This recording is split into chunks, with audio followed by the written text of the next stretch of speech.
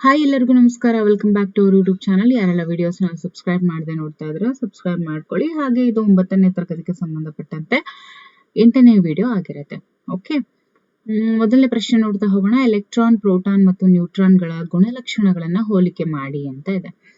Electron, proton, neutron. Electron ಅಂತ ನೋಡಿದಾಗ ಇದು ಪರಮಾಣುವಿನ ಬೀಜ ಕೇಂದ್ರದ ಸುತ್ತ ಇರುವಂತ ಕಕ್ಷಕಗಳಲ್ಲಿ ಕಂಡು ಬರುತ್ತೆ. ಯಾವುದು? ಎಲೆಕ್ಟ್ರಾನ್. ಇದು ನ್ಯೂಕ್ಲಿಯಸ್ ಅಂತ ಅನ್ಕೊಂಡ್ರೆ ಈ ನ್ಯೂಕ್ಲಿಯಸ್ ನ ಸುತ್ತ ಏನು ಆರ್ಬಿಟ್ಸ್ ಇರುತ್ತೆ, ಡಿಸ್ಕ್ರೀಟ್ ಆರ್ಬಿಟ್ಸ್ ಅಂತ ನಾವು ಕರಿತೀವಿ. ಓಕೆ, ಆ ಒಂದು ಕಕ್ಷಕಗಳಲ್ಲಿ ಕಂಡು ಬರುತ್ತೆ ಯಾವುದು? ಎಲೆಕ್ಟ್ರಾನ್ಗಳು. ಓಕೆ,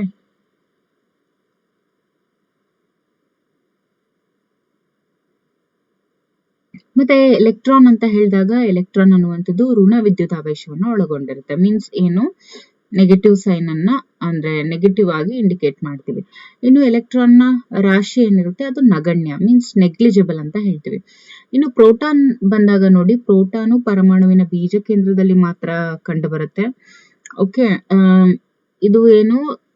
ಎಲೆಕ್ಟ್ರಾನ್ ಬೀಜ ಕೇಂದ್ರದ ಸುತ್ತ ಇರುವಂತಹ ಕಕ್ಷಕಗಳಲ್ಲಿ ಕಂಡು ಬಂದ್ರೆ ಪ್ರೋಟಾನ್ ಇದರಲ್ಲಿರುತ್ತೆ, ನ್ಯೂಕ್ಲಿಯಸ್ ಅಲ್ಲಿನೇ ಇರುತ್ತೆ. ಓಕೆ, ಬೀಜ ಕೇಂದ್ರದಲ್ಲಿ ಕಂಡು ಬರುತ್ತೆ.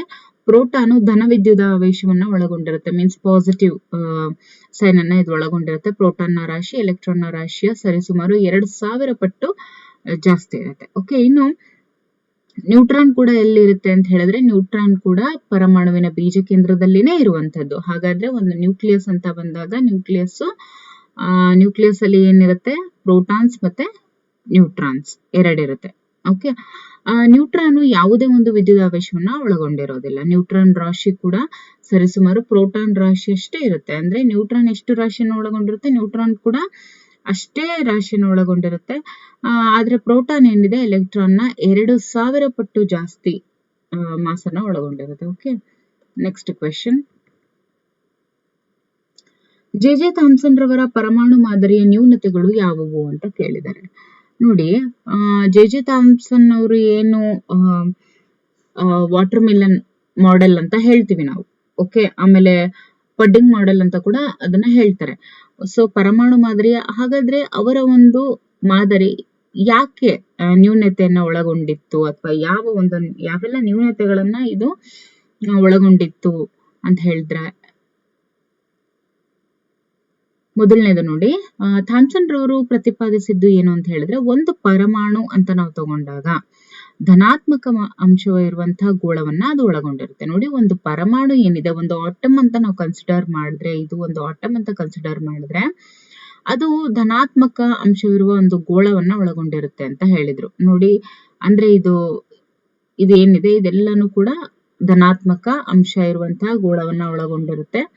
ಜೊತೆಗೆ ಅದರಲ್ಲಿ ಎಲೆಕ್ಟ್ರಾನ್ಗಳು ಈ ರೀತಿ ಹುದುಗಿಕೊಂಡಿರುತ್ತೆ ಅಂತ ಹೇಳಿ ಅವರು ಹೇಳಿದ್ರು. ಓಕೆ,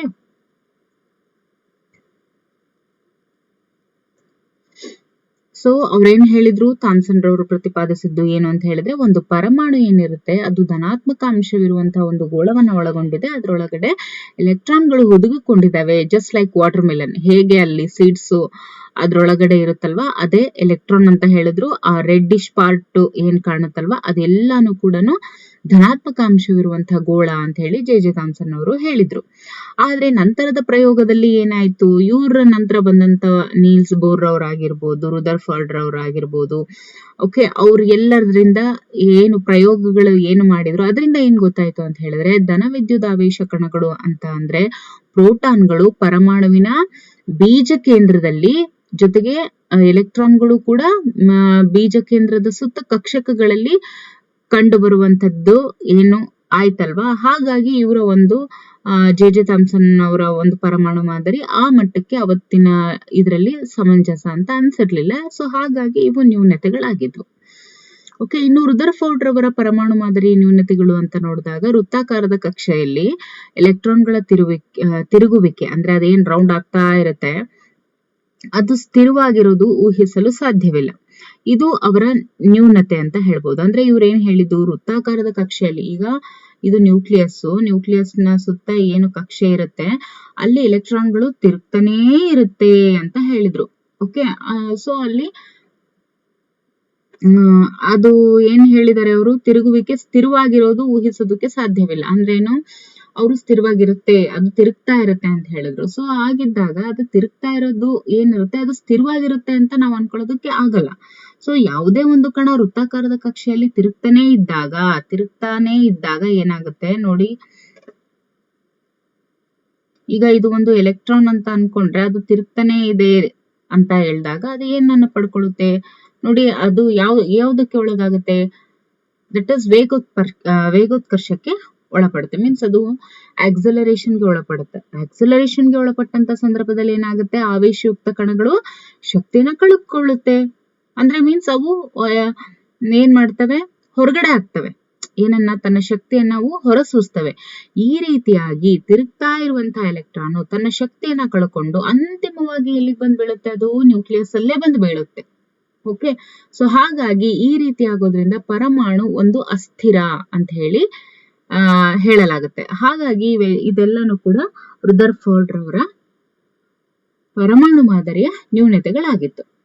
ಓಕೆ, ಇದು ಅಷ್ಟೊಂದಾಗಿ ಇಲ್ಲಿವರೆಗೂ ರುದರ್ಫೋರ್ಡ್ ರವರ ಬಗ್ಗೆ ಏನು ಟಿಇಟಿ ನಲ್ಲಿ ಏನು ಬಂದಿಲ್ಲ ಕ್ವೆಶನ್ಸ್. ಓಕೆ, ನೀಲ್ಸ್ ಬೋರ್ ರವರ ಬಗ್ಗೆ ಮಾತ್ರ ಯಾವಾಗ್ಲೂ ಈ ಮಾಡೆಲ್ ಬಗ್ಗೆ ಒಂದು ಕ್ವೆಶನ್ ಇದ್ದೇ ಇರುತ್ತೆ.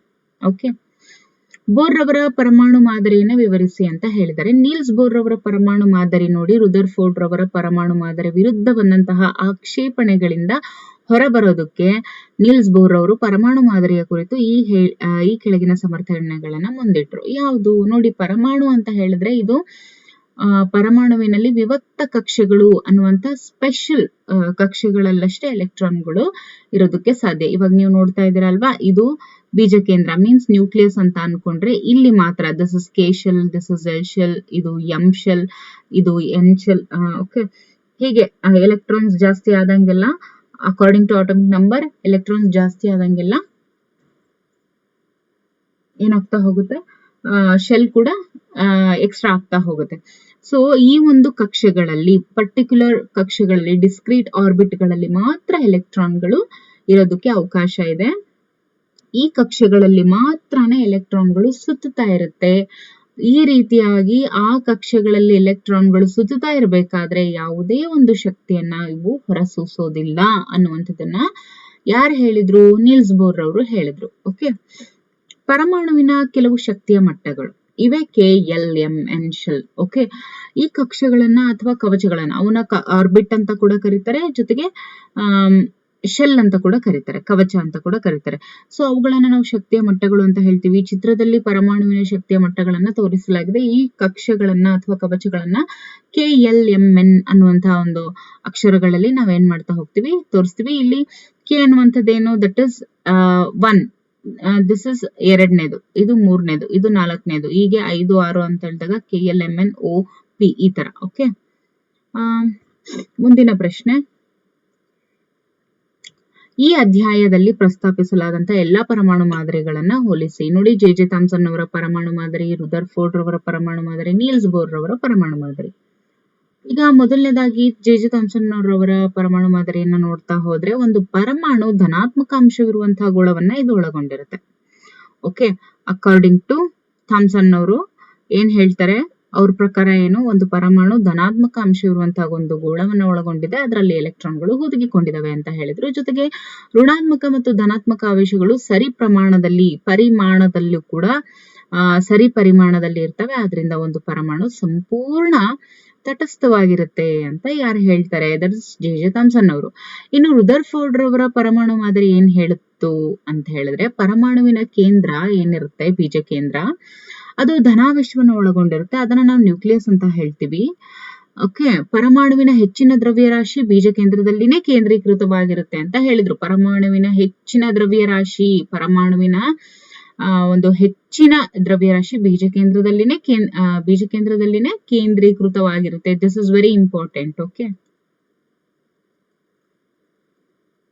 ರುದರ್ಫೋರ್ಡ್ ರವರಿಗೆ ಒಂದು ಆಟೋಮಿಕ್ ಮಾಡೆಲ್ಗೆ ಸಂಬಂಧಪಟ್ಟಂತೆ ಈ ತರದ ಪ್ರಶ್ನೆಗಳು ಬರುವಂತದ್ದು. ಓಕೆ, ಎಲೆಕ್ಟ್ರಾನ್ಗಳು ನ್ಯೂಕ್ಲಿಯಸ್ನ ಸುತ್ತ ವೃತ್ತಾಕಾರದ ಪಥದಲ್ಲಿ ಚಲಿಸ್ತಾ ಇರುತ್ತೆ. ಪರಮಾಣು ಗಾತ್ರಕ್ಕೆ ಹೋಲಿಸಿದ್ರೆ ನ್ಯೂಕ್ಲಿಯಸ್ನ ಗಾತ್ರ ತುಂಬಾನೇ ಚಿಕ್ಕದಾಗಿರುತ್ತೆ. ಓಕೆ, ಇದು ಯಾರ ಮಾದರಿಯಾಗಿತ್ತು, ರುದರ್ಫೋರ್ಡ್ ರವರು ಆಟಮ್ ಅಂದ್ರೆ ಏನು, ಆಟಮ್ ಅಲ್ಲಿ ಏನದು ಪ್ರೋಟಾನ್, ಎಲೆಕ್ಟ್ರಾನ್, ನ್ಯೂಟ್ರಾನ್ ಇವುಗಳ ಬಗ್ಗೆ ಹೇಳ್ತಾ ಅಂದ್ರೆ ಯಾವ ರೀತಿ ಒಂದು ಮಾಡೆಲ್ ಇರುತ್ತೆ ಅನ್ನುವಂಥದ್ದನ್ನ ಒಬ್ಬೊಬ್ರೆ ತಿಳಿಸ್ಕೊಟ್ಟಿದ್ದು. ಕೊನೆಯದಾಗಿ ನೀಲ್ಸ್ ಬೋರ್ ಅವರ ಪರಮಾಣು ಮಾದರಿ ಏನಿದೆ ಇದನ್ನ ಪ್ರಸ್ತುತ ಈಗಲೂ ಕೂಡ ಇದನ್ನೇ ಉಪಯೋಗಿಸ್ತಾ ಇರೋದು. ಓಕೆ, ಪರಮಾಣುವಿನ ವಿಭಕ್ತ ಕಕ್ಷೆಗಳು ಅಂತ ಏನ್ ಹೇಳ್ತೀವಿ ಅವು ವಿಶೇಷ ಕಕ್ಷೆಗಳಲ್ಲಷ್ಟೇ, ಅಂತ ಒಂದು ವಿಶೇಷ ಕಕ್ಷೆಗಳಲ್ಲಿ ಮಾತ್ರನೇ ಎಲೆಕ್ಟ್ರಾನ್ಗಳು ಇರೋದಕ್ಕೆ ಅವಕಾಶವಿದೆ. ಓಕೆ, ಜೊತೆಗೆ ವಿಭಕ್ತ ಕಕ್ಷೆಗಳಲ್ಲಿ ಎಲೆಕ್ಟ್ರಾನ್ಗಳು ಸುತ್ತಾ ಇರಬೇಕಾದ್ರೆ, ತಿರುಗ್ತಾ ಇರಬೇಕಾದ್ರೆ ಶಕ್ತಿಯನ್ನು ನಾವು ಹೊರಸೂಸೋದಿಲ್ಲ. ಓಕೆ, ಮುಂದಿನ ಪ್ರಶ್ನೆ ನೋಡೋಣ. ವಿವಿಧ ಕವಚಗಳಲ್ಲಿ ಮೊದಲ 18 ಧಾತುಗಳ ಎಲೆಕ್ಟ್ರಾನ್ಗಳ ಹಂಚಿಕೆಯನ್ನು ಬರೆಯುವ ನಿಯಮಗಳ ಸಾರಾಂಶವನ್ನು ಬರೆಯಿರಿ ಅಂತ ಕೇಳಿದರೆ, ನೋಡಿ, ವಿವಿಧ ಶಕ್ತಿಯ ಮಟ್ಟದಲ್ಲಿ ಅಥವಾ ಕವಚದಲ್ಲಿ ಎಲೆಕ್ಟ್ರಾನ್ಗಳ ಸಂಖ್ಯೆಯ ಹಂಚಿಕೆ ಬರೆಯೋದಕ್ಕೆ ಕೆಳಗಿನ ನಿಯಮಗಳನ್ನ ಅನುಸರಿಸಬೇಕಾಗುತ್ತೆ. ಯಾವೆಲ್ಲ ನಿಯಮ ನೋಡ್ತಾ ಹೋಗೋಣ. ಕವಚದಲ್ಲಿ ಇರುವಂತಹ ಗರಿಷ್ಠ ಎಲೆಕ್ಟ್ರಾನ್ಗಳ ಸಂಖ್ಯೆಯನ್ನ ಕಂಡುಹಿಡಿಯುವ ಸೂತ್ರ ಯಾವುದು? That is 2n². ಹೌದಲ್ವಾ? ಇಲ್ಲಿ n ಅಂತ ಅಂದ್ರೆ ನಾವಲ್ಲೇನು KLMN ಶೆಲ್ ಅನ್ನ ಹೇಳಿದ್ವಲ್ವಾ, ಅದೇ ಕೇದು ಕಂಡುಹಿಡಿಬೇಕು ಅಂತ ಅಂದ್ರೆ ಎಷ್ಟು number of electrons K shell ನಲ್ಲಿ ಇರೋದಕ್ಕೆ ಸಾಧ್ಯ, ಎಷ್ಟು number of electrons L shell ಅಲ್ಲಿ ಇರೋದಕ್ಕೆ ಸಾಧ್ಯ ಅಂತ. ಈಗ ಫಾರ್ ಎಕ್ಸಾಂಪಲ್ ನೋಡ್ತಾ ಹೋಗೋಣ. ನೋಡಿ, ವಿವಿಧ ಶಕ್ತಿಯ ಮಟ್ಟಗಳ ಸೂಚ್ಯಂಕ ಅಂತ ಹೇಳಿ ಇದನ್ನ ಕರಿತೀವಿ ಎನ್ ಅನ್ನ. ಕಾರಣ ಓಕೆ, ಕವಚದಲ್ಲಿ ಇರುವಂತಹ ಗರಿಷ್ಠ ಎಲೆಕ್ಟ್ರಾನ್ಗಳ ಸಂಖ್ಯೆಯನ್ನ ಕಂಡುಹಿಡಿಯುವ ಸೂತ್ರ 2n² ಆಗಿರುತ್ತೆ. ಇಲ್ಲಿ n ಅಂತ ಅಂದ್ರೆ ಕಕ್ಷೆಗಳ ಸಂಖ್ಯೆ ಅಥವಾ ವಿವಿಧ ಶಕ್ತಿಯ ಮಟ್ಟಗಳ ಸೂಚ್ಯಂಕ ಅಂತ ಹೇಳ್ತೀವಿ. 1 2 3 4 ಆಗಿರುವಂತಹ ಕಾರಣ ವಿವಿಧ ಕವಚಗಳಲ್ಲಿ ಇರುವಂತಹ ಗರಿಷ್ಠ ಎಲೆಕ್ಟ್ರಾನ್ಗಳ ಸಂಖ್ಯೆ ಈ ರೀತಿಯಾಗಿ ಇರುತ್ತೆ.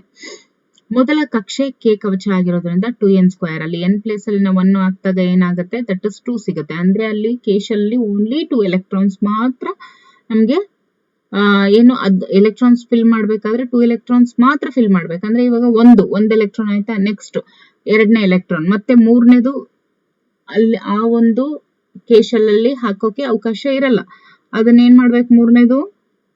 ಮೂರನೇ ಎಲೆಕ್ಟ್ರಾನ್ ಅನ್ನ ಎಲ್ ಶೆಲ್ ಅಲ್ಲಿ ಇಂಡಿಕೇಟ್ ಮಾಡ್ಬೇಕು. ಓಕೆ, ಸೊ ಈ ರೀತಿಯಾಗಿ ಹೇಳೋದಾದ್ರೆ ಎಲ್ ಕವಚದಲ್ಲಿ ಅವಕಾಶ ಇರುವಂತದ್ದು 8 ಎಲೆಕ್ಟ್ರಾನ್, ಎಂ ಕವಚದಲ್ಲಿ ಅವಕಾಶ ಇರುವಂತದ್ದು 18 ಎಲೆಕ್ಟ್ರಾನ್, ಎನ್ ಕವಚದಲ್ಲಿ ಇರುವಂತದ್ದು 32 ಎಲೆಕ್ಟ್ರಾನ್ಸ್. ಓಕೆ, ಅತ್ಯಂತ ಹೊರಕಕ್ಷೆ ಹೊಂದಬಹುದಾದಂತಹ ಗರಿಷ್ಠ ಎಲೆಕ್ಟ್ರಾನ್ಗಳ ಸಂಖ್ಯೆ ನೋಡಿ. ಅತ್ಯಂತ ಹೊರ ಕಕ್ಷೆ ಅಂದ್ರೆ ಔಟರ್ ಶೆಲ್ ಏನಿದೆಯಲ್ಲ, ಒಂದು ಎಲೆಕ್ಟ್ರಾನ್ ನ ಔಟರ್ ಶೆಲ್ ಏನಿರುತ್ತೆ ಅದು ಹೊಂದಬಹುದಾದಂತ ಗರಿಷ್ಠ ಎಲೆಕ್ಟ್ರಾನ್ಗಳ ಸಂಖ್ಯೆ ಅಂತ ಹೇಳಿದ್ರೆ ಎಷ್ಟು? That is 8. ಎಷ್ಟಾಗಿರುತ್ತೆ? 8 ಮಾತ್ರನೇ ಆಗಿರುತ್ತೆ. ಓಕೆ, ಒಳಗಿನ ಕವಚ ಪೂರ್ತಿ ಭರ್ತಿಯಾಗದ ಹೊರತು ಕೊಟ್ಟಂತಹ ಕವಚದಲ್ಲಿ ಎಲೆಕ್ಟ್ರಾನ್ಗಳು ಭರ್ತಿ ಆಗೋದಿಲ್ಲ. ಅಂದ್ರೇನು? ಕವಚಗಳು ಹಂತ ಹಂತವಾಗಿ ಕ್ರಮವಾಗಿ ತುಂಬಿಕೊಳ್ಳುತ್ತದೆ. ಓಕೆ, ಸಿಲಿಕಾನ್ ಮತ್ತು ಆಮ್ಲಜನಕವನ್ನ ಉದಾಹರಣೆ ತೆಗೆದುಕೊಳ್ಳುವ ಮೂಲಕ ಧಾತುವಿನ ವೇಲೆನ್ಸಿಯನ್ನ ವ್ಯಾಖ್ಯಾನಿಸಿ ಅಂತ ಹೇಳಿದ್ದಾರೆ. ನೋಡಿ, ಪರಮಾಣುವಿನ ಅತ್ಯಂತ ಹೊರಕವಚದಲ್ಲಿ ಇರುವಂತಹ ಎಲೆಕ್ಟ್ರಾನ್ಗಳನ್ನ ವೇಲೆನ್ಸಿ ಅಂತ ಹೇಳಿ ಕರಿತೀವಿ. ಓಕೆ, ಏನಂತ ಕರಿತೀವಿ? ಪರಮಾಣುವಿನ ಅತ್ಯಂತ ಹೊರಕವಚದಲ್ಲಿ ಇರುವಂತಹ ಎಲೆಕ್ಟ್ರಾನ್ಗಳನ್ನ ವೇಲೆನ್ಸಿ ಎಲೆಕ್ಟ್ರಾನ್ಗಳು ಅಂತ ಕರಿತೀವಿ. ಒಂದು ಪರಮಾಣುವಿನ ಸಂಯೋಗ ಸಾಮರ್ಥ್ಯವನ್ನೇ combining capacity of electron is called valency ಅಂತ ಹೇಳ್ತೀವಿ. ಸೊ ಪರಮಾಣುವಿನ ಅತ್ಯಂತ ಹೊರಕವಚದಲ್ಲಿ ಇರುವಂತಹ ಎಲೆಕ್ಟ್ರಾನ್ಗಳ ಸಂಖ್ಯೆ 4 ಅಥವಾ 4ಕ್ಕಿಂತ ಕಡಿಮೆ ಇತ್ತು ಅಂದ್ರೆ ಆಗ ವೇಲೆನ್ಸಿ ಏನಾಗುತ್ತೆ? ಪರಮಾಣುವಿನ ಅತ್ಯಂತ ಹೊರಕವಚದಲ್ಲಿ ಇರುವಂತಹ ಎಲೆಕ್ಟ್ರಾನ್ಗಳ ಸಂಖ್ಯೆಗೆ ಅದು ಸಮ ಆಗಿರುತ್ತೆ. ಜೊತೆಗೆ ಸಿಲಿಕಾನ್ ಏನಿರುತ್ತಲ್ಲ ನೋಡಿ, ಸಿಲಿಕಾನು ಪರಮಾಣುವಿನ ಎಲೆಕ್ಟ್ರಾನ್ಗಳ ಹಂಚಿಕೆಯನ್ನ 284 ಆಗಿರುತ್ತೆ. ಓಕೆ, ಎಲೆಕ್ಟ್ರಾನ್ಗಳ ಹಂಚಿಕೆಯನ್ನ ಅಂದ್ರೆ ಇದು ಕೆ, ಇದು ಎಲ್. ಓಕೆ, ಇನ್ ಮಿಕ್ಕಿದ್ದನ್ನ ಎಂ ಶೆಲ್ ಅಲ್ಲಿ ಇಡ್ತೀವಿ. ಹಾಗಾಗಿ ಸಿಲಿಕಾನ್ ವೇಲೆನ್ಸಿ ಎಷ್ಟಾಗುತ್ತೆ? 4. ಎಷ್ಟಾಗುತ್ತೆ? 4 ಆಗುತ್ತೆ. ಪರಮಾಣುವಿನ ಅತ್ಯಂತ ಹೊರಕವಚದಲ್ಲಿ ಇರುವಂತಹ ಎಲೆಕ್ಟ್ರಾನ್ಗಳ ಸಂಖ್ಯೆ 4 ಅಥವಾ 4ಕ್ಕಿಂತ ಜಾಸ್ತಿ ಇದ್ರೆ ಆಗ ವೇಲೆನ್ಸಿಯನ್ನ ಅಷ್ಟಕದಿಂದ ಅಂದ್ರೆ 8 ಅಂತ. ಓಕೆ, 8 ಅಂತ. ಅಷ್ಟಕ ಅಂದ್ರೆ ವೇಲೆನ್ಸಿ ಎಲೆಕ್ಟ್ರಾನ್ಸ್ ದಟ್ ಇಸ್ 8 ಅಂತ ಹೇಳ್ತೀವಿ. ಅದನ್ನ ಆಕ್ಟೇಟ್ ರೂಲ್ ಪ್ರಕಾರ 8 ಅಂತ ಏನ್ ಇಂಡಿಕೇಟ್ ಮಾಡ್ತೀವಿ, ಆ ಒಂದು ಅಷ್ಟಕದಿಂದ ಪರಮಾಣುವಿನ ಅತ್ಯಂತ ಹೊರಕವಚದಲ್ಲಿ ಇರುವಂತಹ ಎಲೆಕ್ಟ್ರಾನ್ಗಳನ್ನ ಕಳೆಯುವುದ್ರ ಮುಖಾಂತರ ನಾವು ನಿರ್ಧರಿಸಬಹುದು. ಓಕೆ, ಉದಾಹರಣೆಗೆ ಯಾವ ರೀತಿ ನೋಡಿ.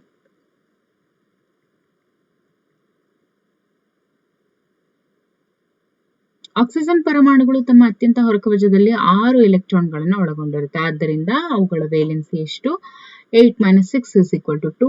ಸೊ ಹಾಗಾಗಿ ಆಕ್ಸಿಜನ್ ಪರಮಾಣುಗಳು ತಮ್ಮ ಅತ್ಯಂತ ಹೊರಕವಚದಲ್ಲಿ 6 ಎಲೆಕ್ಟ್ರಾನ್ಗಳನ್ನು ಒಳಗೊಂಡಿರುತ್ತೆ. ಸೊ ಹಾಗಾಗಿ ವೇಲೆನ್ಸಿಯನ್ನ ನಾವೇನಂತ ಕರಿತೀವಿ? 2 ಅಂತ ಹೇಳ್ತೀವಿ. ಉದಾಹರಣೆಗಳೊಂದಿಗೆ ವಿವರಿಸಿ ಅಂತ ಹೇಳಿದ್ರೆ ಪರಮಾಣು ಸಂಖ್ಯೆ, ರಾಶಿ ಸಂಖ್ಯೆ, ಸಮಸ್ಥಾನಿಗಳು, ಐಸೋಬಾರ್ಗಳು ಜೊತೆಗೆ ಅವುಗಳ ಉದಾಹರಣೆಗಳು ಉಪಯೋಗಗಳನ್ನು ಕೂಡ ನಾವು ಹೇಳ್ತಾ ಹೋಗ್ಬೇಕು. ಪರಮಾಣು ಸಂಖ್ಯೆ ಅಂದ್ರೆ ಏನು? ಪರಮಾಣು ಸಂಖ್ಯೆ ಅಂತ ಅಂದ್ರೆ ಅಟಾಮಿಕ್ ನಂಬರ್ ಅಂತ ಹೇಳಿದ್ರೆ ಪರಮಾಣುವಿನ ಬೀಜ ಕೇಂದ್ರದಲ್ಲಿ ಇರುವಂತಹ ಪ್ರೋಟಾನ್ಗಳ ಒಟ್ಟು ಸಂಖ್ಯೆಯನ್ನ ನಾವು ಪರಮಾಣು ಸಂಖ್ಯೆ ಅಂತ ಕರಿತೀವಿ. ಪರಮಾಣು ಸಂಖ್ಯೆಯನ್ನ Z ಅನ್ನುವಂತಹ ಒಂದು ಅಕ್ಷರದಿಂದ ಇಂಡಿಕೇಟ್ ಮಾಡ್ತೀವಿ. ಉದಾಹರಣೆಗೆ ಕಾರ್ಬನ್ ನಲ್ಲಿ ಇರುವಂತಹ ಒಟ್ಟು ಪ್ರೋಟಾನ್ಗಳ ಸಂಖ್ಯೆ ಎಷ್ಟು? 6. ಹಾಗಾಗಿ ಅದರ ಪರಮಾಣು ಸಂಖ್ಯೆ 6. ಹಾಗಾದ್ರೆ ಅದನ್ನ ಯಾವ ರೀತಿ ನಾವು ಡಯಾಗ್ರಾಮ್ ಮೂಲಕ ಇಂಡಿಕೇಟ್ ಮಾಡಬಹುದು ಅಂತ ಹೇಳಿದ್ರೆ ಇದು ನ್ಯೂಕ್ಲಿಯಸ್, ಇದು K ಶೆಲ್, ಇದು L ಶೆಲ್, ಇದು M ಶೆಲ್ ಅಂತ ಅನ್ಕೊಂಡ್ರೆ ಇಲ್ಲಿ ಎಲೆಕ್ಟ್ರಾನ್ ಅನ್ನ ಯಾವ ರೀತಿ ಫಿಲ್ ಅಪ್ ಮಾಡಬಹುದು ನೋಡಿ. ಓಕೆ, 6 ಅಲ್ವಾ? ಒಟ್ಟು ಪ್ರೋಟಾನ್ಗಳು ಎಷ್ಟು? 6. ಸೊ ಹಾಗಾಗಿ ಮೊದಲನೇದು K ಶೆಲ್ 2 ಎಲೆಕ್ಟ್ರಾನ್ ಮಾತ್ರ ಅವಕಾಶ. ಅದಾದ್ಮೇಲೆ ಮೇಲಿಂದು ಅಂದ್ರೆ L ಶೆಲ್ ಅಲ್ಲಿ 8 ಎಲೆಕ್ಟ್ರಾನ್. ಓಕೆ, 2 ಆಯ್ತು, 3, 4, 5, 6 ಈ ತರ. ಓಕೆ, ಇನ್ನೂ 2 ಎಲೆಕ್ಟ್ರಾನ್ ಇದಕ್ಕೆ ಮಾಡ್ಬೋದು. ಆದ್ರೆ ಕಾರ್ಬನ್ ನ ಎಲೆಕ್ಟ್ರಾನ್ಗಳು ಎಷ್ಟು? 6. ಹಾಗಾಗಿ ಇದು ಈ ರೀತಿ ಫಿಲಪ್ ಆಗುತ್ತೆ. ಓಕೆ, ಪರಮಾಣು ರಾಶಿ ಸಂಖ್ಯೆ. ಪರಮಾಣುವಿನ ಬೀಜ ಕೇಂದ್ರದಲ್ಲಿ ಇರುವಂತಹ ಪ್ರೋಟಾನ್ ಮತ್ತು ನ್ಯೂಟ್ರಾನ್ಗಳ ಒಟ್ಟು ಮೊತ್ತವನ್ನ ನಾವು ರಾಶಿ ಸಂಖ್ಯೆ ಅಂತ ಕರಿತೀವಿ. ಪರಮಾಣು ರಾಶಿ ಸಂಖ್ಯೆಯನ್ನ A ಅನ್ನುವಂಥ ಸಂಕೇತದಿಂದ ಸೂಚಿಸ್ತೀವಿ. ಓಕೆ, ಅಟಾಮಿಕ್ ಮಾಸ್ A ಅನ್ನೋ ಆಲ್ಫಾಬೆಟ್ ಏನಿದೆಯಲ್ಲ ಈ ಒಂದು ಲೆಟರ್ ಇಂದ ನಾವು ಇಂಡಿಕೇಟ್ ಮಾಡ್ತೀವಿ. ಪರಮಾಣು ಸಂಖ್ಯೆ ಅಟಾಮಿಕ್ ನಂಬರ್ ಅನ್ನ Z ಅಂತ ಇಂಡಿಕೇಟ್ ಮಾಡ್ತೀವಿ. ಓಕೆ, ಇನ್ನು ಪರಮಾಣುವಿನ ರಾಶಿ ಸಂಖ್ಯೆ ಏನಿರುತ್ತೆ ಅದನ್ನ A ಅನ್ನೋ ಲೆಟರ್ ಇಂದ ಇಂಡಿಕೇಟ್ ಮಾಡ್ತೀವಿ, ಆಲ್ಫಾಬೆಟ್ ಇಂದ. ಉದಾಹರಣೆಗೆ ಹೇಳೋದಾದ್ರೆ ನೋಡಿ, ಕಾರ್ಬನ್ ನ ರಾಶಿ ಏನಿರುತ್ತೆ 12 ಯೂನಿಫೈಡ್ ಮಾಸ್ ಅಂತ ಹೇಳ್ತೀವಿ. ಕಾರ್ಬನ್ ನ ರಾಶಿ, ಇವಾಗ ಕಾರ್ಬನ್ ಅಟಾಮಿಕ್ ನಂಬರ್ ಎಷ್ಟು? 6. ಆದ್ರೆ ಕಾರ್ಬನ್ ನ ಅಟಾಮಿಕ್ ಮಾಸ್ ಎಷ್ಟು? 12 ಅಂತ ಹೇಳ್ತೀವಿ. ಹೇಗೆ 12 ಆಯ್ತು? ಯಾಕೆ ಅಂತ ಹೇಳಿದ್ರೆ ಇಲ್ಲಿ ಏನ್ ಹೇಳಿದ್ವಿ? ಪ್ರೋಟಾನ್ ಮತ್ತು ನ್ಯೂಟ್ರಾನ್ಗಳ ಒಟ್ಟು ಮೊತ್ತ. ಈಗ ಪ್ರೋಟಾನ್ ಎಷ್ಟಿದೆ ನೋಡಿ, ಒಂದು ಪ್ರೋಟಾನ್ ಅನ್ನೋದು ಯಾವಾಗ್ಲೂ ಎಲೆಕ್ಟ್ರಾನ್ಗೆ ಈಕ್ವಲ್ ಆಗಿರುತ್ತೆ. ಸೊ ಎಲೆಕ್ಟ್ರಾನ್ ಪರಮಾಣು ಸಂಖ್ಯೆ ಎಷ್ಟು? ಕಾರ್ಬನ್ದು 6. ಹಾಗಾಗಿ ಪ್ರೋಟಾನ್ ಸಂಖ್ಯೆ ಎಷ್ಟು? 6. ನ್ಯೂಟ್ರಾನ್ಗಳು ಎಷ್ಟಿರುತ್ತೆ? ಅದು ಕೂಡ 6 ಇರುತ್ತೆ. ಸಮ ಸಂಖ್ಯೆಯನ್ನ ಒಳಗೊಂಡಿರುತ್ತೆ. ಎಲ್ಲೋ ಕೆಲವೊಂದು ಎಕ್ಸೆಪ್ಷನ್ಸ್ ಅಲ್ಲಿ ಮಾತ್ರ 1, 2 ಹೆಚ್ಚು ಕಮ್ಮಿ ಆಗುತ್ತೆ ಅಷ್ಟೇ. ಓಕೆ, ಸೊ ಪ್ರೋಟಾನ್ ಮತ್ತೆ ನ್ಯೂಟ್ರಾನ್ ಎರಡರ ಮೊತ್ತ ಏನಾಗಿರುತ್ತೆ? That is 12 unified mass. ಈಗ ಕೆಲವೊಂದ್ಸತಿ ಏನಾಗುತ್ತೆ, ಈಗ ನಾನು ಎಕ್ಸಾಂಪಲ್ ಹೇಳ್ತಾ ಇರೋದು. Okay, just for example. ಮತ್ತೆ ನೀವು ಅದನ್ನೇ ಅಕ್ಯುರೇಟ್ ನಂಬರ್ ಅಂತ ಅನ್ಕೋಬಾರ್ದು. ಈಗ ಫಾರ್ ಎಕ್ಸಾಂಪಲ್ ಇದೇ ಕಾರ್ಬನ್ನೇ ತಗೊಳ್ಳೋಣ, ಬೇಡ ಬೇರೆ ಯಾವ್ದು ಬೇಡ, ಮತ್ತೆ ಕನ್ಫ್ಯೂಷನ್ ಆಗ್ಬಾರ್ದಲ್ವಾ, ಅದಕ್ಕೋಸ್ಕರ. ಈಗ ಕಾರ್ಬನ್ ಏನಿದೆಯಲ್ಲ ಇದು 14 ಯೂನಿಫೈಡ್ ಮಾಸ್ ಅಂತ ಇಟ್ಕೊಳ್ಳಿ. ಯಾವುದು? ಇದು 14 ಇದೆ ಅಂತ ಇಟ್ಕೊಳ್ಳಿ. ಹಾಗಾದ್ರೆ ನ್ಯೂಟ್ರಾನ್ಗಳ ಸಂಖ್ಯೆ ಎಷ್ಟು ಅಂತ ಹೇಳಿ ಪ್ರಶ್ನೆ ಬರುತ್ತೆ ಅಂತ ಇಟ್ಕೊಳ್ಳಿ. ಓಕೆ, ಪ್ರಶ್ನೆ ಕೇಳ್ತಾರೆ ಏನಂತ? ನ್ಯೂಟ್ರಾನ್ಗಳ ಸಂಖ್ಯೆ ಎಷ್ಟು? ಈಗ ಕಾರ್ಬನ್ ಅಟಾಮಿಕ್ ನಂಬರ್ ಎಷ್ಟು? That is 6. ಹಾಗಾದ್ರೆ ಇದು ಒಳಗೊಂಡಿರುವಂತಹ ನ್ಯೂಟ್ರಾನ್ಗಳ ಸಂಖ್ಯೆ ಎಷ್ಟು? ಅಟಾಮಿಕ್ ಮಾಸ್ ಅನ್ನ ಕೊಟ್ಟಿರ್ತಾರೆ ಎಷ್ಟು ಅಂತ? 14 ಅಂತ. ಅವಾಗ ನೀವೇನ್ ಮಾಡ್ಬೇಕು? 14 - 6 ಎಷ್ಟು ಬರುತ್ತೆ? 14 ಅಲ್ಲಿ 6 ಹೋದ್ರೆ ಎಷ್ಟು? ಓಕೆ, ಅಷ್ಟು. 14 ಅಲ್ಲಿ 6 ಹೋದ್ರೆ ಎಷ್ಟು ಬರುತ್ತೆ? ಇಲ್ಲಿ ಇನ್ನು ಮಿಕ್ಕಿರುವಂತದ್ದು ಎಷ್ಟು? ಮಿಕ್ಕಿರುವಂತದ್ದು ಏನ್ ಬರುತ್ತಲ್ವಾ ಅದು ನ್ಯೂಟ್ರಾನ್ಗಳ ಸಂಖ್ಯೆ ಆಗಿರುತ್ತೆ. ಎಷ್ಟು ನೋಡಿ? ದಟ್ ಇಸ್ 8 ಅಲ್ವಾ? ಪರಮಾಣುವಿನ ಬೀಜ ಕೇಂದ್ರದಲ್ಲಿ ಇರುವಂತಹ ಪ್ರೋಟಾನ್ ಎಷ್ಟು? 6. ನ್ಯೂಟ್ರಾನ್ ಎಷ್ಟಾಗುತ್ತೆ ಅವಾಗ ಅಂದ್ರೆ ಫಸ್ಟ್ ಪ್ರೋಟಾನ್ ಸಂಖ್ಯೆ ಏನಿರುತ್ತೋ ಪ್ರೋಟಾನಿಗೆ ಹಾಕ್ಬಿಡ್ಬೇಕು. ಆಮೇಲೆ ಮಿಕ್ಕಿದ್ದು ಏನಿರುತ್ತೋ ಅದನ್ನ ಹಾಕ್ಬೇಕು. ಓಕೆ, ಡೈರೆಕ್ಟ್ ಆಗಿ ಮಾಡ್ತೀವಂದ್ರೆ ಈ ರೀತಿ ಮಾಡ್ಬೋದು. ಪ್ರಾಬ್ಲಮ್ ಈ ರೀತಿ ಎಲ್ಲ ಮಾಡೋದಕ್ಕಿಂತ ಏನ್ ಮಾಡ್ಬೋದು? ಪ್ರೋಟಾನ್ ಸಂಖ್ಯೆ, ಇವಾಗ ಕಾರ್ಬನ್ ಎಷ್ಟು ಪ್ರೋಟಾನ್ ಸಂಖ್ಯೆ? Atomic number 6. ಅದನ್ನ ಪ್ರೋಟಾನ್ಗೆ ಇಟ್ಬಿಟ್ರೆ ಎಷ್ಟು? That is 6. ಸೊ ಅಲ್ಲಿ ಅಟಾಮಿಕ್ ಮಾಸ್ 14 ಅಂತ ಹೇಳಿದ್ದಾರೆ ಅಂದ್ರೆ ಮಿಕ್ಕಿರುವಂತದ್ದನ್ನ ಇಲ್ಲಿಗೆ ಸೇರಿಸ್ಬೇಕು ಅಷ್ಟೇ. ಸೊ ಅವಾಗ ಏನಾಗುತ್ತೆ? ನ್ಯೂಟ್ರಾನ್ಗಳ ಸಂಖ್ಯೆ ಎಷ್ಟು ಅಂತ ಕೇಳಿದಾಗ 8 ಅನ್ನುವಂಥದ್ದು ಉತ್ತರ ಆಗಿರುತ್ತೆ. ಓಕೆ, ಇದು ಜಸ್ಟ್ ಹೇಳಿದ್ದು ಅಷ್ಟೇ. ಅಂದ್ರೆ ಈ ರೀತಿ ಕೂಡ ಪ್ರಶ್ನೆಗಳು ಬಂದಿದಾವೆ. ಸಾಕಷ್ಟು ಸಲ. ಆಮೇಲೆ ನೀವು ಇದೇ ಟೆಕ್ಸ್ಟ್ ಬುಕ್ಸ್ ಅಲ್ಲಿ ನೀವು ನೋಡ್ತಾ ಹೋಗ್ಬೋದು, ಗೌರ್ಮೆಂಟ್ ಟೆಕ್ಸ್ಟ್ ಬುಕ್ಸ್ ಅಲ್ಲಿ 9th ಸ್ಟ್ಯಾಂಡರ್ಡ್ಗೆ ಸಂಬಂಧಪಟ್ಟಂತೆ ಅಭ್ಯಾಸದ ಪ್ರಶ್ನೆಗಳಲ್ಲಿ, ಅಂದ್ರೆ ಟಾಪಿಕ್ ಕೊಟ್ಟು ಅದ್ರ ಕೆಳಗಡೆ ಏನ್ ಪ್ರಶ್ನೆ ಕೇಳ್ತಾರೆ ಅದರಲ್ಲಿ ಕೇಳಿದ್ದಾರೆ ಈ ಟೈಪ್. ಓಕೆ, ಇದು ಮಾತ್ರ ಚೆನ್ನಾಗಿ ನೆನ್ಪಿಟ್ಕೊಂಡಿರ್ಬೇಕು. ಏನು ಅಂದ್ರೆ ಕಾರ್ಬನ್ದು ಅಟಾಮಿಕ್ ಮಾಸ್ 12 ಓಕೆ, ಕಾರ್ಬನ್ದು ಅಟಾಮಿಕ್ ಮಾಸ್ ಎಷ್ಟು? 12 ಯೂನಿಫೈಡ್ ಮಾಸ್ ಅಂತ ಹೇಳ್ತೀವಿ, ಯು ಅಂದ್ರೆ. ಈಗ ನೆಕ್ಸ್ಟ್ ನೋಡ್ತಾ ಹೋಗೋಣ, ಸಮಸ್ಥಾನಿಗಳು ಮತ್ತು ಐಸೋಟೋಪ್ಗಳು. ಸಮಸ್ಥಾನಿಗಳು ಅಂತ ಅಂದ್ರು ಒಂದೇ, ಐಸೋಟೋಪ್ಗಳು ಅಂತ ಅಂದ್ರು ಒಂದೇ. ಓಕೆ, ಒಂದೇ ಪರಮಾಣು ಸಂಖ್ಯೆಯನ್ನ ಒಳಗೊಂಡಿದ್ರು ಬೇರೆ ಬೇರೆ ರಾಶಿ ಸಂಖ್ಯೆಯನ್ನ ಹೊಂದಿರುವಂತಹ ಒಂದೇ ಧಾತುವಿನ ಪರಮಾಣುಗಳನ್ನ ನಾವು ಸಮಸ್ಥಾನಿಗಳು ಅಂತ ಹೇಳ್ತೀವಿ. ಒಂದೇ ಪರಮಾಣು ಸಂಖ್ಯೆ ಅಂದ್ರೆ ಇಲ್ಲಿ Z ಸೇಮ್ ಇರುತ್ತೆ, ಆದ್ರೆ ಅಟಾಮಿಕ್ ಮಾಸ್ ಏನಿರುತ್ತೆ ಅದು ಡಿಫ್ರೆಂಟ್ ಇರುತ್ತೆ ಅಷ್ಟೇ.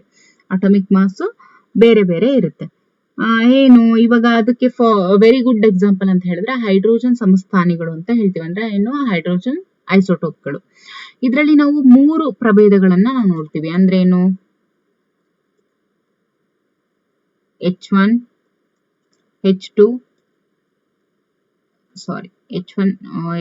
H2 H3. ಯಾಕೆ ನಾವು ಇಲ್ಲಿ ಮೇಲ್ಗಡೆನೆ ಬರಿತೀವಿ ಅಂತ ಹೇಳಿದ್ರೆ ನೋಡಿ, ಈಗ ಯಾವುದೇ ಒಂದು ಎಲಿಮೆಂಟ್, ಇದನ್ನ ಎಲಿಮೆಂಟ್ ಅಂತ ನಾವೇನಾದ್ರೂ ಅನ್ಕೊಂಡ್ರೆ, ಅಥವಾ ಎಕ್ಸ್ ಅನ್ನೋದನ್ನ ನಾವ್ ಎಲಿಮೆಂಟ್ ಅಂತ ಅನ್ಕೊಂಡ್ರೆ, ಯಾವಾಗ್ಲೂ ಆಟೋಮಿಕ್ ನಂಬರ್ ಏನಿರುತ್ತೆ ಅದನ್ನ ನಾವು ಕೆಳಗಡೆ ಇಂಡಿಕೇಟ್ ಮಾಡಬೇಕು.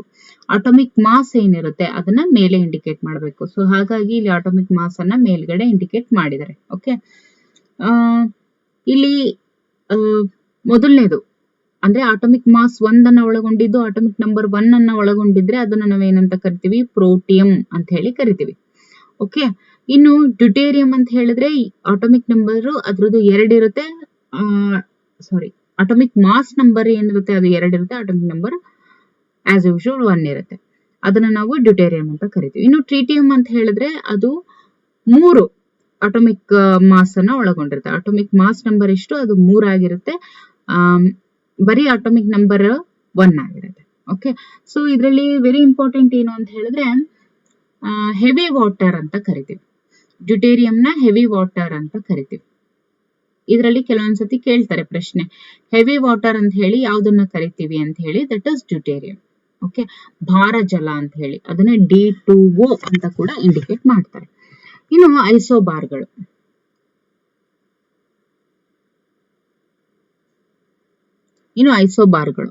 ಐಸೋಬಾರ್ಗಳು ಅಂತ ಹೇಳಿದ್ರೆ ಬೇರೆ ಬೇರೆ ಪರಮಾಣು ಸಂಖ್ಯೆಗಳು. ಇದಕ್ಕೆ ಆಪೋಸಿಟ್ ಅಷ್ಟೇ. ಇಲ್ಲಿ ಏನಿತ್ತು, ಒಂದೇ atomic number but different atomic mass. But ಇಲ್ಲೇನಾಗುತ್ತೆ, ಡಿಫ್ರೆಂಟ್ ಆಟೋಮಿಕ್ ನಂಬರ್ ಒಂದೇ ಆಟೋಮಿಕ್ ಮಾಸ್ ಅನ್ನ ಒಳಗೊಂಡಿರುತ್ತೆ. ಅಂದ್ರೆ ಒಂದೇ ಪರಮಾಣು ರಾಶಿ ಸಂಖ್ಯೆಯನ್ನ ಒಳಗೊಂಡಿದ್ದು ಬೇರೆ ಬೇರೆ ಪರಮಾಣು ಸಂಖ್ಯೆಗಳಿದ್ರೆ ಅದನ್ನ ನಾವು ಏನಂತ ಕರಿತೀವಿ?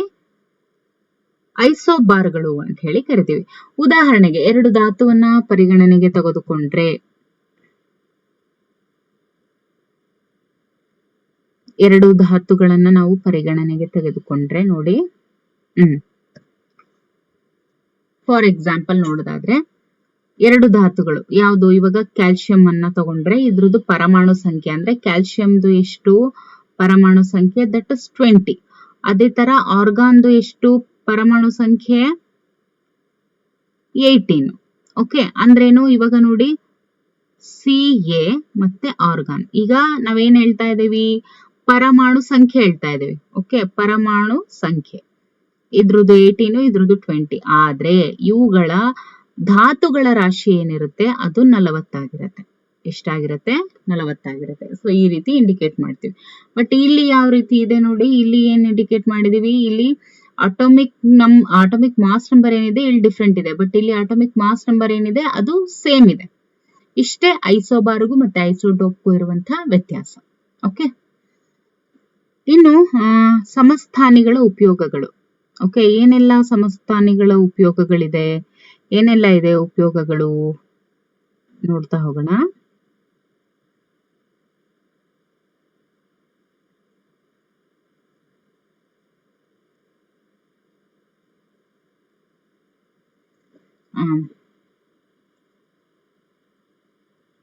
ಸಮಸ್ಥಾನಿಗಳ ಉಪಯೋಗಗಳು ನೋಡಿ. ಸಮಸ್ಥಾನಿಗಳು ಅಂತ ಅಂದಾಗ ಅದ್ರ ಉಪಯೋಗ ಬಹಳಷ್ಟಿದೆ. ಯಾವ ರೀತಿ ಅಂತ ಹೇಳಿದ್ರೆ, ಆ ಒಂದು ಐಸೋಟೋಪ್ಗಳನ್ನ ಯುರೇನಿಯಂ ಸಮಸ್ಥಾನಿ ಏನಿದೆ, ಇವಾಗ ಯುರೇನಿಯಂ ಐಸೋಟೋಪ್ ಏನಿದೆಯಲ್ಲ, ಅಂದ್ರೆ ಪರ್ಟಿಕ್ಯುಲರ್ ಐಸೋಟೋಪ್ ಅನ್ನ ವೆರಿ ಪರ್ಟಿಕ್ಯುಲರ್ ಒಂದು ಏನ್ ಹೇಳ್ತೀವಿ, ಬಹಳನೇ ಮುಖ್ಯವಾಗಿ ಅವುಗಳನ್ನ ಉಪಯೋಗಿಸ್ತಾರೆ. ಓಕೆ, ಸಾಮಾನ್ಯವಾಗಿ ಇವನ್ನ ಯೂಸ್ ಮಾಡಲ್ಲ, ಸಾಮಾನ್ಯವಾಗಿ. ಓಕೆ, ಅಂದ್ರೆ ಜನರಲಿ ಏನ್ ಯೂಸ್ ಮಾಡ್ತಾರೆ ಅದಕ್ಕಿಂತ ಅಂದ್ರೆ ಪರ್ಟಿಕ್ಯುಲರ್ ಒಂದು ವಿಷಯಕ್ಕೆ ಸಂಬಂಧಪಟ್ಟಂತೆ ಇದನ್ನ ಯೂಸ್ ಮಾಡ್ತಾರೆ. ಹಾಗಾಗಿ ಇಲ್ಲಿ ಏನ್ ಕೇಳ್ತಾರೆ ಕ್ವಶನ್ಸ್ ಅಂತ ಹೇಳಿದ್ರೆ, ಒಂದು ನಿರ್ದಿಷ್ಟವಾದಂತ ಸಮಸ್ಥಾನಿಯನ್ನ ಕೊಟ್ಟು ಅದರ ಒಂದು ಕಾರ್ಯ ಅಥವಾ ಅದನ್ನ ಯಾವುದಕ್ಕೆ ಬಳಸ್ತಾರೆ ಅಂತ ಕೇಳ್ತಾರೆ. ಓಕೆ, ಆ ಪರ್ಪಸ್ ಅಲ್ಲಿ ನೋಡೋದಾದ್ರೆ ಸಮಸ್ಥಾನಿಗಳು ವೆರಿ ಇಂಪಾರ್ಟೆಂಟ್. ಕೆಲವಿದಾವೆ. ಓಕೆ, ಆ ಕೆಲವನ್ನ ಮಾನವನ ಒಂದು ಡೆವಲಪ್ಮೆಂಟ್ ಆಗಿರ್ಬೋದು, ಪ್ರಕೃತಿಯಲ್ಲಾಗಿರ್ಬೋದು, ಬಹಳನೇ ಒಳ್ಳೆ ವಿಷಯಗಳಿಗೆ ಇದನ್ನ ಯೂಸ್ ಮಾಡ್ತಾ ಹೋಗ್ತಾರೆ. ಓಕೆ, ಈಗ ನೋಡಿ, ಯುರೇನಿಯಂ ಸಮಸ್ಥಾನಿ ಏನಿದೆ ಅಂದ್ರೇನು, ಯುರೇನಿಯಂ ಐಸೋಟೋಪ್ ಏನಿದೆ, ಇದನ್ನ ನ್ಯೂಕ್ಲಿಯ ಕ್ರಿಯಾಕಾರಿಯಲ್ಲಿ ಇಂಧನವಾಗಿ ಬಳಸ್ತಾರೆ. ಏನಕ್ಕೆ ಬಳಸ್ತಾರೆ? ನ್ಯೂಕ್ಲಿಯ ಕ್ರಿಯಾಕಾರಿಯಲ್ಲಿ ಇಂಧನವಾಗಿ ಬಳಸ್ತಾರೆ. ಯಾವುದನ್ನ? ಯುರೇನಿಯಂ. ಇನ್ನು ಕೋಬಾಲ್ಟ್ ನ ಸಮಸ್ಥಾನಿಯನ್ನ ಯಾವುದಕ್ಕೆ ಬಳಸ್ತಾರೆ? ಕೋಬಾಲ್ಟ್ ಅನ್ನ ಯಾವಾಗ್ಲೂ ಕ್ಯಾನ್ಸರ್ಗೆ ಬಳಸ್ತಾರೆ. Cobalt is for cancer. ಇದನ್ನ ಚೆನ್ನಾಗಿ ನೆನ್ಪಿಟ್ಕೊಂಡಿರ್ಬೇಕು. ಆಮೇಲೆ ಅಯೋಡಿನ್ ನ ಸಮಸ್ಥಾನಿಯನ್ನ ಯಾವ್ದಕ್ ಬಳಸ್ತಾರೆ? ಗಾಯ್ಟರ್ ಕಾಯಿಲೆಗೆ ಬಳಸ್ತಾರೆ. ಈಗ ಯುರೇನಿಯಂ ಸಮಸ್ಥಾನಿಯನ್ನ ಯಾವ್ದಕ್ ಬಳಸ್ತಾರೆ? ನ್ಯೂಕ್ಲಿಯ ಕ್ರಿಯಾಕಾರಿಯಲ್ಲಿ ಇಂಧನವಾಗಿ ಬಳಸುವಂತದ್ದು. ಓಕೆ, ಸೊ ಇದಿಷ್ಟು ಇವತ್ತಿನ ಟಾಪಿಕ್ ಆಗಿತ್ತು 9ನೇ ತರಗತಿಗೆ ಸಂಬಂಧಿಸಿದಂತೆ. ಓಕೆ, ಇದರಲ್ಲೂ ಬಹಳಷ್ಟು ಪ್ರಶ್ನೆಗಳು ಪ್ರೀವಿಯಸ್ ಇಯರ್ ಕ್ವಶನ್ ಪೇಪರ್ ಅಲ್ಲಿ ಕೇಳಿದ್ದಾರೆ. ಪೇಪರ್ 2ಗೆ ಸಂಬಂಧಪಟ್ಟಂತೆ ಇಲ್ಲಿ ಅಂದ್ರೆ ಪೇಪರ್ 2 ನಲ್ಲಿ ಕೇಳಿದ್ರು. ಇವಾಗ ಸಿಲೆಬಸ್ ಚೇಂಜ್ ಆಗಿದೆ ಅಲ್ವಾ? ಏನಂತ ಚೇಂಜ್ ಆಗಿದೆ? 10ನೇ ತರಗತಿವರೆಗೂ ಇರುವಂತ ಎಲ್ಲಾ ಸಿಲೆಬಸ್ ಅನ್ನು ಕೂಡ ಪೇಪರ್ 1 EVS ಗೆ ಆಡ್ ಮಾಡಿದ್ದಾರೆ. ಸೊ ಹಾಗಾಗಿ ಆ ನಿಟ್ಟಿನಲ್ಲಿ ಇವೆಲ್ಲವೂ ಕೂಡ ವೆರಿ ಇಂಪಾರ್ಟೆಂಟ್. ಆಮೇಲೆ ಕಮ್ಯುನಿಟಿ ಪೋಸ್ಟ್ ಅಲ್ಲಿ ನೀವು ನೋಡಿರ್ಬೋದು, ಬರುವಂತಹ ವಸತಿ ಶಾಲೆಗಳಿಗೆ ಕ್ರೈಸ್ ಏನಿದೆ, ನೇಮಕಾತಿ ಒಳ ಮೀಸಲಾತಿ ಜಾರಿಯಾದ ನಂತರ ನಡೆಯುವಂತಹ ನೇಮಕಾತಿಯಲ್ಲಿ TET ಕಂಪಲ್ಸರಿ ಪಾಸ್ ಆಗಿರ್ಬೇಕು ಅಥವಾ CTET ಆದ್ರೂ ಪಾಸ್ ಆಗಿರ್ಬೇಕು ಅಂತ ಇದೆ. ಓಕೆ, ನೋಡಿ ಕಮ್ಯುನಿಟಿ ಪೋಸ್ಟ್ ಅಲ್ಲಿ ಅದ್ರದ್ದು ಏನ್ ಮಾಹಿತಿ ಅದನ್ನ ಪೋಸ್ಟ್ ಮಾಡಿದೀವಿ, ನೋಡ್ಕೊಳ್ಳಿ. Okay, thank you for watching.